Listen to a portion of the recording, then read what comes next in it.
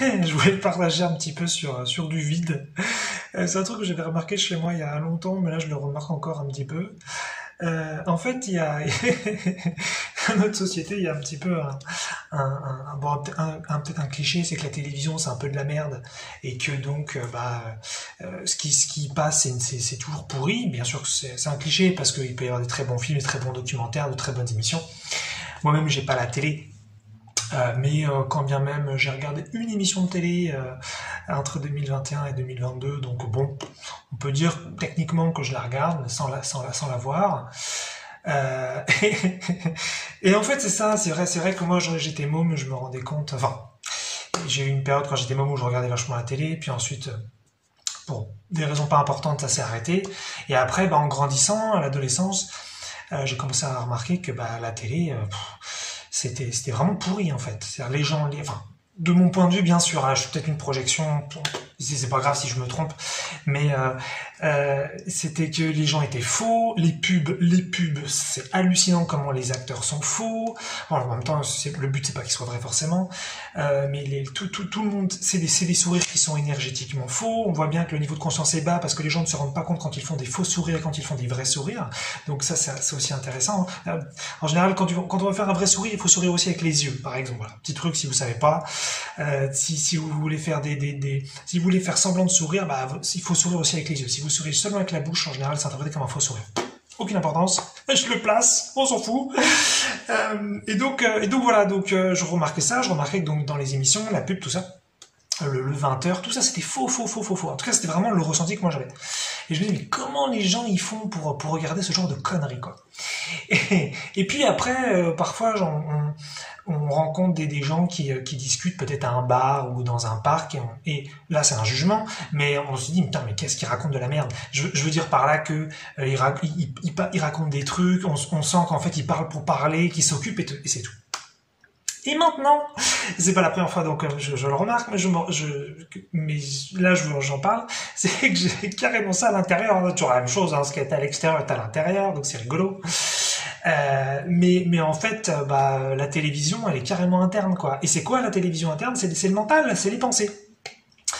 Et en fait, j'ai remarqué que parfois, quand je m'ennuie, ou pas forcément je m'ennuie, mais en tout cas, j'ai rien à faire, ce qui est pas forcément la même chose.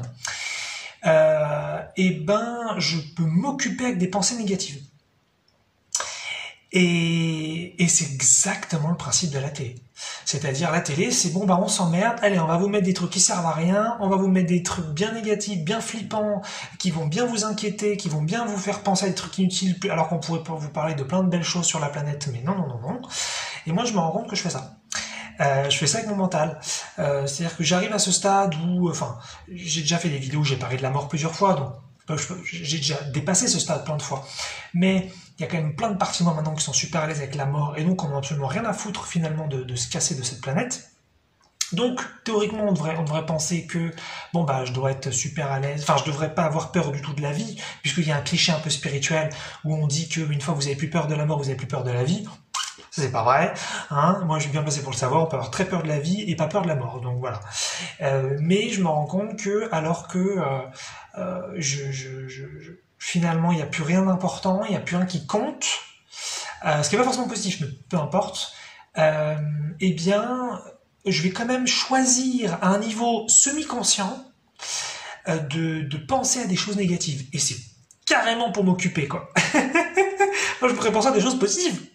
Mais c'est ça, donc voilà, c'est tout. Je me disais, putain, la télévision, elle est vraiment là, quoi. J'ai pas besoin d'avoir la télé, j'ai tout ce qu'il faut dans mes pensées, hein. Et ça, je pense aussi, c'est aussi quelque chose qu'on retrouve beaucoup dans notre société, c'est que donc on est un petit peu addict à la pensée. On pense à plein de trucs complètement inutiles et idiots, et donc voilà, je m'inclus carrément. Et voilà, c'est de la télévision, hein, voilà, on s'occupe, ah oui, ceci, ah oui, cela, ah oui, c'est passé ça, c'est juste pour s'occuper, en fait. Et en fait, plus on descend en conscience, plus on se rend compte que en fait ce sont des décisions qui sont prises, ce sont des choix qui sont faits, alors que souvent en surface on a l'impression qu'on choisit pas, et on a l'impression que ces pensées elles viennent à nous comme ça, un petit peu en mode victime, et que donc il faut bien y penser parce que ces pensées sont là. Hein, il se passe par exemple quelque chose de désagréable dans notre quotidien ou dans notre environnement ou dans notre vie à cette période-ci, bon bah il faut bien y penser parce que c'est embêtant.